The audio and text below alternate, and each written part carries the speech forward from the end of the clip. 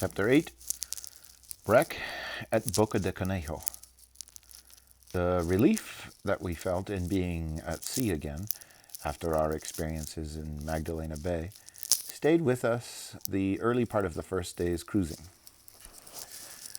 We talked, as we watched the rocky, precipitous shoreline glide by, of those other sea adventurers who had passed these coasts long before us, of Drake and the Golden Hind, Cabrillo, Portola, Cortez, Yankee clippers en route for the New El Dorado, the old-time whalers and their daring crews, all the storied figures of the past whose names are California. We could almost see the stately galleons of Spain searching for the 7 cities of Cibola, running with the rape of Montezuma's altars, the treasures of Atahualpa's Temple of the Sun, pursued by ships whose mastheads flew the flag of Britain, or a nameless flag of black. Then the weather changed, and our preoccupations returned to the present. About 3 o'clock in the afternoon, the horizon to the south turned black, and the wind came in chilly, spiteful gusts. Large swells began to roll in. Ginger, shivering with cold, urged, "Don't you think we'd better try to land? That's a real storm coming up." "It is a real storm," I agreed, "but I don't know about landing. Look at that surf. But we might find a place beyond that little point." From the chart we identified the place as Boca de Conejo, but found, instead of the sheltered bay that we had hoped for, merely a straight coastline such as we had been following. Boca de Conejo was only a small beach bounded by towering cliffs and pounded by heavy surf. However, there was the storm bearing down upon us. We had to land, so we prepared to shoot the surf, cruising about 75 yards off the beach. This was our usual procedure when landing through heavy surf. We'd first lash down the sailing gear, and then ride outside the breaker line for 20 minutes or longer, observing the way the swells broke and counting the number of high and low breakers. They always run in series. Then we'd try to shoot inshore with the low breaker. By now we were about 50 yards offshore, and there seemed to be a fair chance of getting in without a spill. A chill wind was blowing, but we had stripped to swimming shorts and sweaters, just in case. Our attention had been focused so intently inshore watching the surf that we were startled to feel the canoe rise suddenly on a great swell, then drop abruptly, a sensation similar to that caused by the swift descent of an express elevator. Hastily looking seaward, we saw another great green monster bearing down on us. It grew mountainous as it approached, and the crest was dangerously sharp. "Give her hell!" I shouted to Ginger. "We've got to get out of the way before it breaks."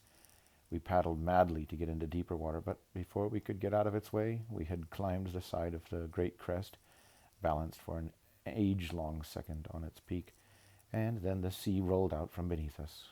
We were safe. Out to sea, however, we could see another, larger swell, its great height more terrifying than the last, its crest racing down upon us. Again we paddled furiously to get beyond the breaking point, getting further and further away from the beach. By now we were fully 100 yards offshore. "Dan," shouted Ginger, "breakers just can't break this far from shore, or in water this deep."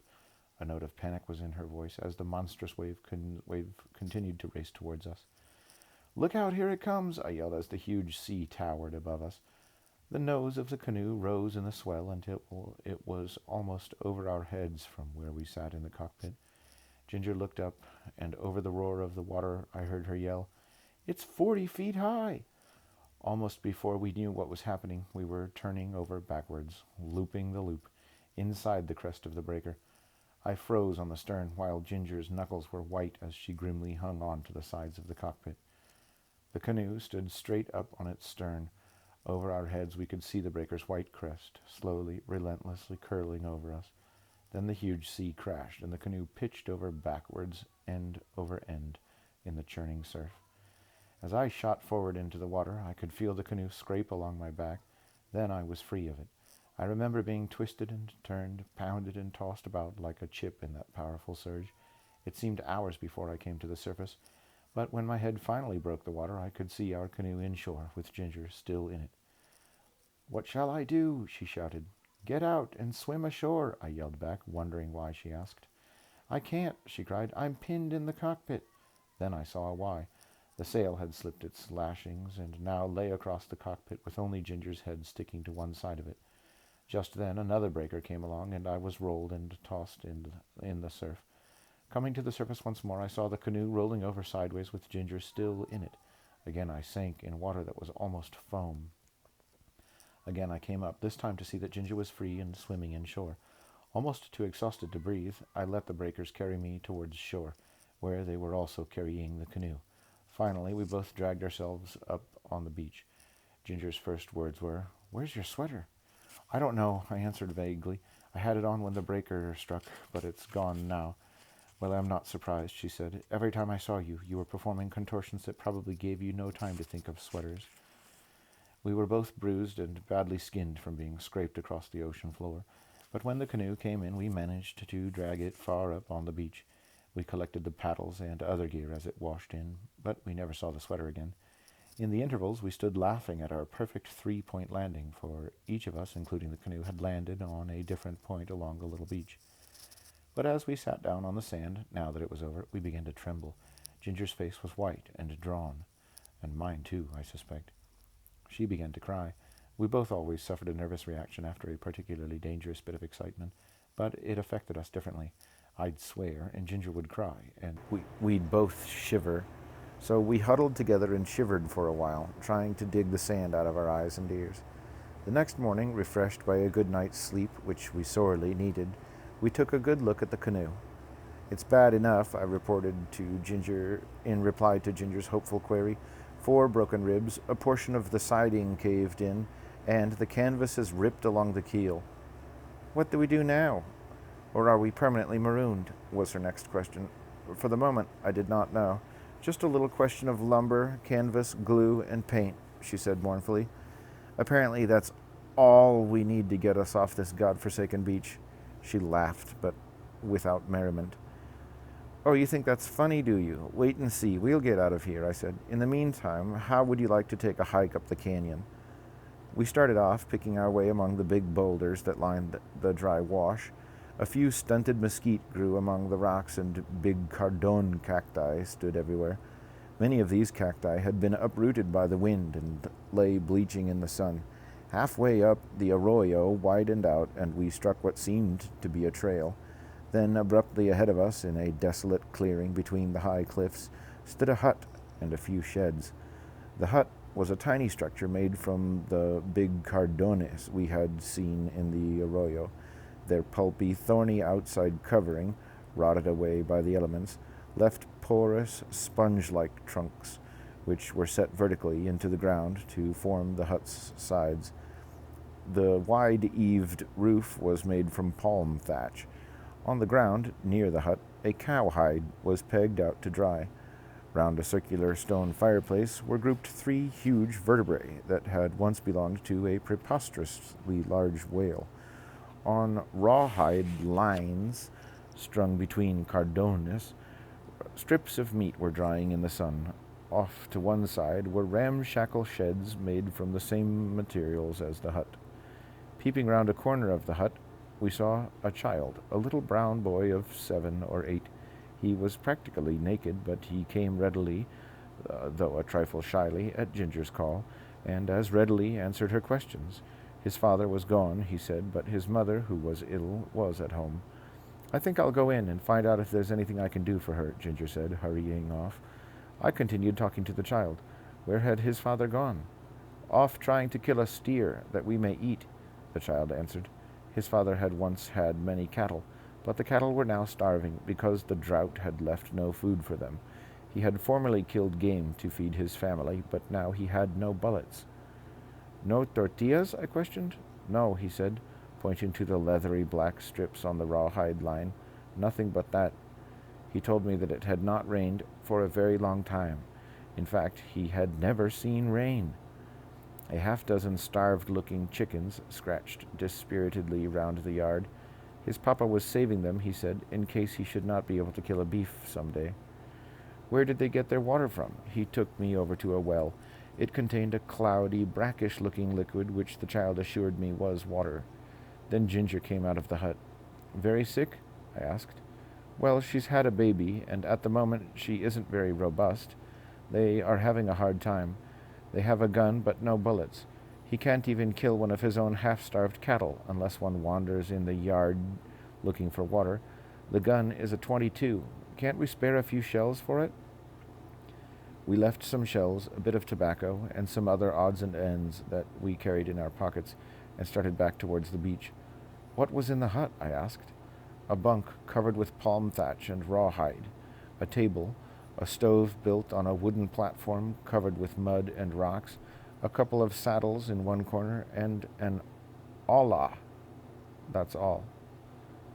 I'm afraid there isn't much that we can do for them, Ginger. We're in rather a spot ourselves, you know. I know that too, she answered, but just the same, I'm sorry for them. I wish we could do something. I stopped to examine some stunted trees growing in the arroyo, and then cut them down with my bolo knife. Ribs for the canoe, I explained. We're also going to try to harpoon a couple of sharks today. What are the sharks for? Ginger asked curiously. Paint and patches, I replied. We caught 2 medium-sized sharks, removed their huge livers, sliced them, and set them on a slanting rock. The hot sun rendered out the oil, which dripped into a kettle placed beneath. After we had obtained sufficient oil, we left it in the sun, stirring it occasionally until it became thick and viscous as the moisture evaporated. The next morning, while we were pounding smooth some talc and ochre, which I had dug out of the cliffs to use in making the body of the paint, the absent Indio, for whom we had left the ammunition, appeared. His face beamed with pleasure as he thanked us profusely for the presents we had left. He was an attractive man of medium stature, with large golden-brown eyes and skin, and black hair of an almost silky texture. His strong white teeth flashed when he smiled.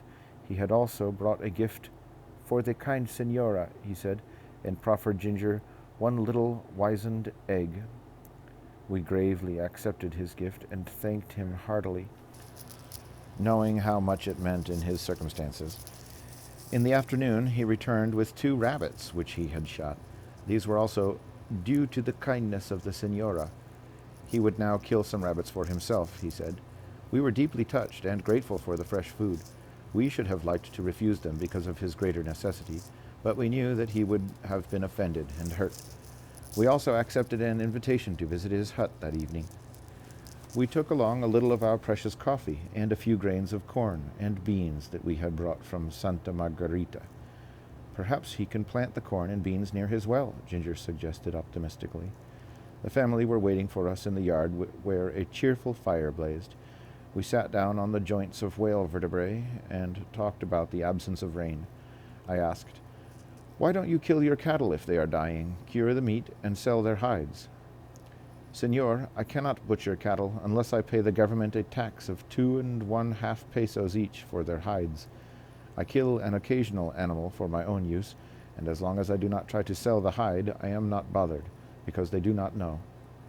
He played with his baby girl and gently rocked her as he talked. Yes, he would most certainly try to make a garden with the seeds, he said, and thanked us for bringing them.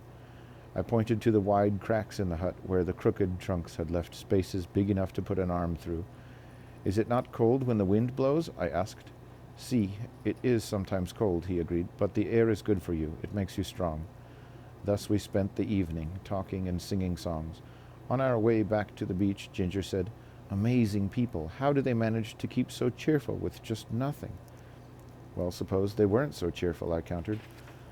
"Would they be any better off? They still enjoy just being alive. They enjoy each other, and they can even afford to be generous. I've seen people worse off with more."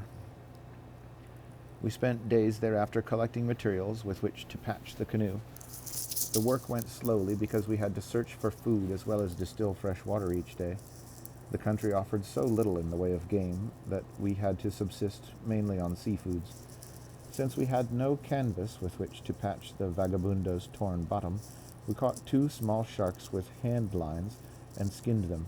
After a partial drying, I soaked them in shark oil to soften them and keep them from curling. On the rocks at low tide, we found an owl shell that secreted a kind of glue. This little shellfish is exposed to the sun at low tide and uses this sticky secretion to keep the moisture in, so it will not cook in its own shell. It made an excellent adhesive for the fish skin patches. Then our Indian friend managed to kill a beef and presented us with a generous portion. Some of this we salted and cured for a reserve ration to use on the journey down to Cape San Lucas. The second week we replaced the broken ribs with the new hand-hewn substitutes, fitted new siding on the canoe and glued the fish skin patches on the hull. After that we gave her a coat of shark oil paint of a nondescript color. Just before we were ready to leave, Ginger gave the Indian woman one of her sun suits to remake into a dress for the baby. I gave the man a small shovel and a few other things, including a flashlight, explaining the advantages of hunting deer at night with the aid of a light.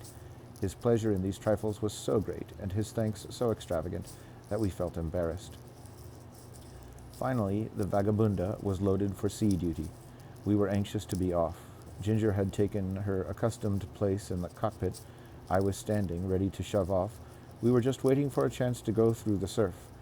Ginger turned and looked at me. There was a question in her eyes. "Yes, let's unload," I said. Simultaneously, we had had a hunch that this was not an auspicious time for sailing, even though it was a beautiful, calm morning, and we had no particular reason for being apprehensive.